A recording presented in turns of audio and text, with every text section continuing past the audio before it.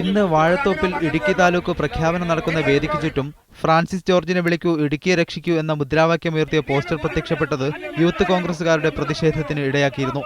തുടർന്ന് താലൂക്ക് പ്രഖ്യാപന സമ്മേളനം കഴിഞ്ഞ് താലൂക്കിന്റെ പുതിയ കെട്ടിടത്തിലേക്ക് നീങ്ങിയ റോഷി അഗസ്റ്റിൻ MLA യൂത്ത് കോൺഗ്രസുകാർ തടയുകയായിരുന്നു. ഈ സമയത്ത് റവന്യൂ മന്ത്രി അടൂർ പ്രകാശും MP PT തോമസും ഉണ്ടായിരുന്നു. തുടർന്ന് PT തോമസും MLAയുമായി വാക്കേറ്റമുണ്ടായി.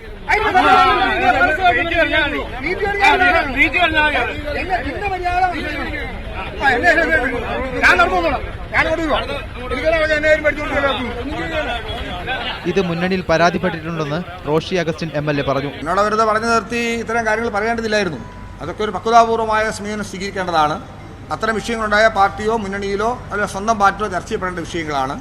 അത് പ്രത്യേകിച്ച് റവന്യൂ വകുപ്പ് മന്ത്രി അടൂർ പ്രകാശ് ഇവിടെ വന്ന് താലൂക്ക് ഓഫീസ് ഉദ്ഘാടനം ചെയ്തൊരു സന്ദർഭത്തിൽ അങ്ങനെ ഇഷ്യൂ ഉണ്ടായത് ഖേദകരമായി പോയി. മന്ത്രിയുടെ പ്രസ് മീറ്റിന് ശേഷം പുറത്തിറങ്ങിയ PT തോമസ് MPയെ ഒരുപറ്റം കേരള കോൺഗ്രസ് പ്രവർത്തകർ തടയാൻ ശ്രമിച്ചത് വീണ്ടും സംഘർഷത്തിന് കാരണമായി. പോലീസ് ഇടപെട്ടാണ് MPക്ക് യാത്ര ഒരുക്കിയത്. ഇതോടെ പാർലമെന്റ് സീറ്റിനായി കേരള കോൺഗ്രസ് തർക്കം തെരുവിലെത്തിയിരിക്കുകയാണ്. ബിജു തറയിൽ, മീഡിയ 1.